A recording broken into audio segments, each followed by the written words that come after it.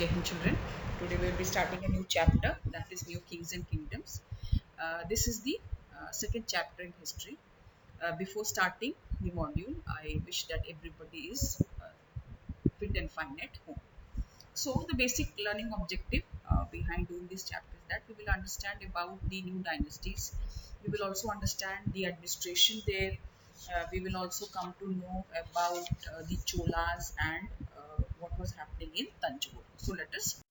So when the chapter starts, there is a map which is there, and it is telling about many new dynasties which had emerged after the 7th century.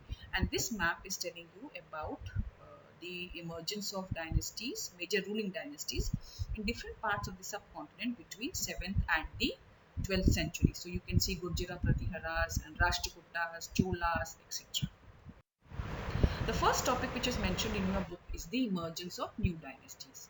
Now, by the 7th century, there were big landlords or warrior chiefs in different parts of the subcontinents, and they were known as the Samantas or the subordinates.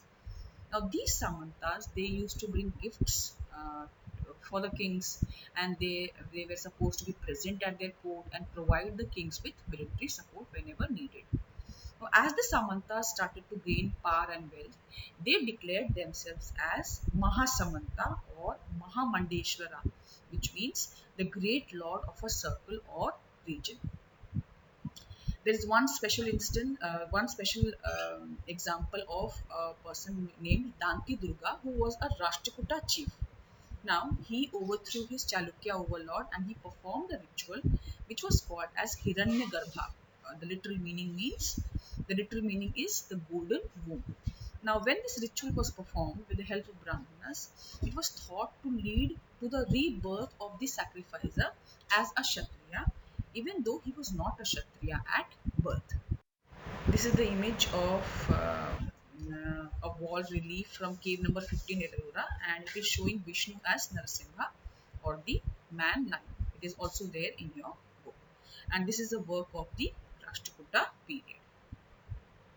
Then, in other cases, men from enterprising families they use their military skills to carve out kingdoms. For instance, Kadamba and the Gurjara Pratihara Harishchandra, they were Brahmins who gave up their traditional professions and they took to arms, and they were successful in establishing kingdoms in Karnataka and Rajasthan.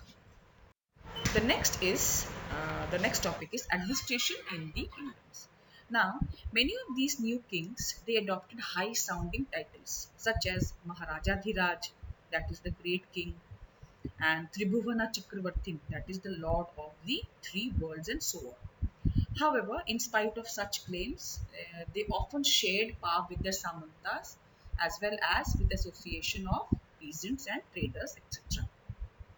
Now, in each of these state, resources were obtained from the producers, that is the peasants or the cattle keepers, artisans, who were often persuaded or compelled to surrender whatever they had produced.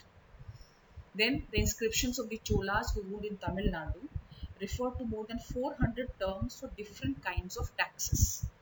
The most frequently mentioned tax is Vetti, taken not in cash but in the form of forced labor, and Kadamai or land revenue. There were also taxes on thatching the house or the use of a ladder to climb palm trees and so on. So these resources were used to finance the king's establishment as well as they were used for the construction of temples, forts. They were also used to fight wars which were in turn expected to lead to the acquisition of wealth in the form of plunder. So this is for the first module. We will be discussing about the doubts in the live class. Till then, Jai Hind.